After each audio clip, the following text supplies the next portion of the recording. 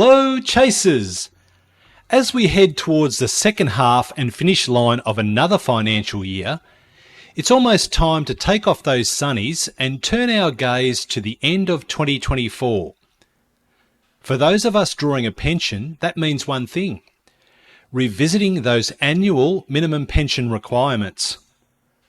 I'm your host, Chris Becks, a financial and business advisor with over 40 years experience and the founder of the multi-award winning CBEX Business Solutions for Good. Now, for all you chasers who've clocked in at the preservation age and stashed away some cash in super, understanding these minimum pension things is pretty important. Think of it like this.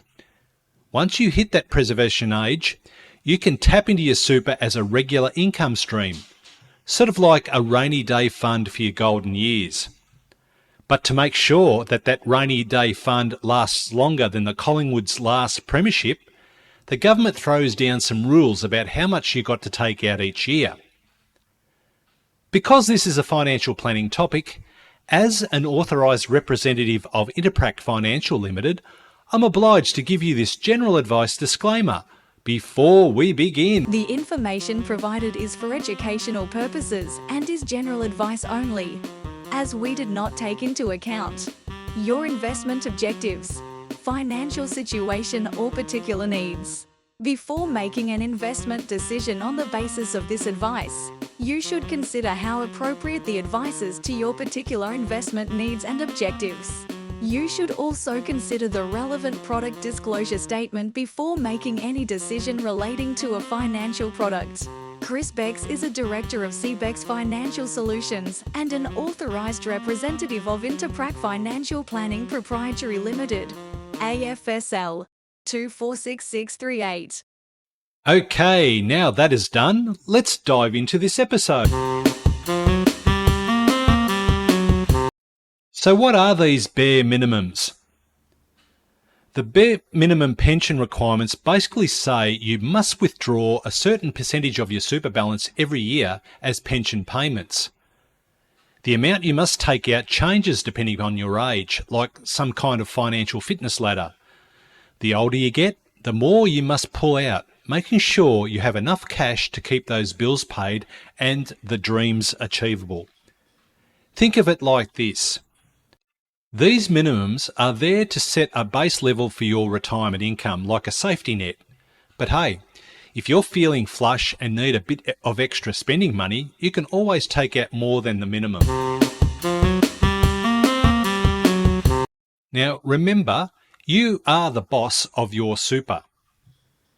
How you figure out how much you must take out depends on two things: your age and your super balance at the start of each financial year. Don't worry, you don't have to be a financial whiz to work it out. There are handy tables and calculators online that'll do the hard yards for you.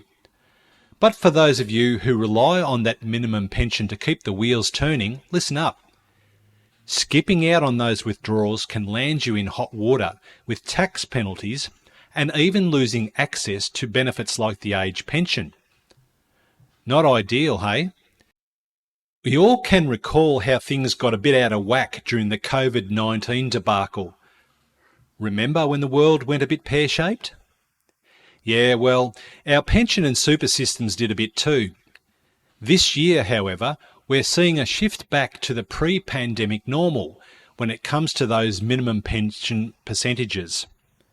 Basically, the government hit pause on the minimums for a few years to help retirees keep their super safe during all that market chaos. But now things are calmer, the pandemic's less of a concern, and interest rates are on the rise. The 50% discount is no more.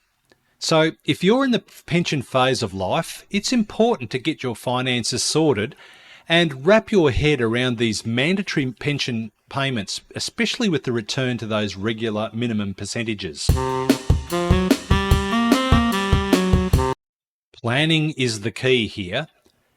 And if all of this financial jargon is leaving you feeling confused, don't stress.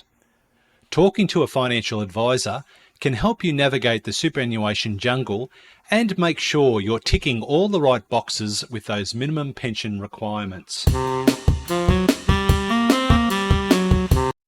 So, to recap, here are the things to remember about the minimum amount of pension you must draw down in pension phase. Number 1, it's based on your age, and there is a minimum amount you must draw out to avoid penalties and non-compliance with the superannuation legislation.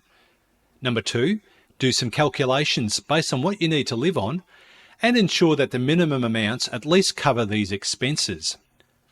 And number 3, plan for the correct amounts to be drawn out at least on a monthly basis to maintain a consistent level of income to live on. Contact your financial advisor for assistance if this is confusing for you.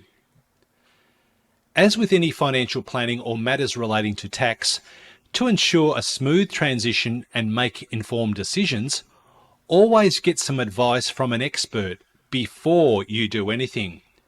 It's good insurance against costly financial mistakes. By understanding and following these rules, you can keep your retirement income stream flowing smoothly and make the most of your hard-earned super savings. So, if you want to put your feet up and get your financial future sorted, contact our office on 03 55 612 643. Thank you for listening. I'm Chris Becks, and I look forward to presenting another episode to you real soon.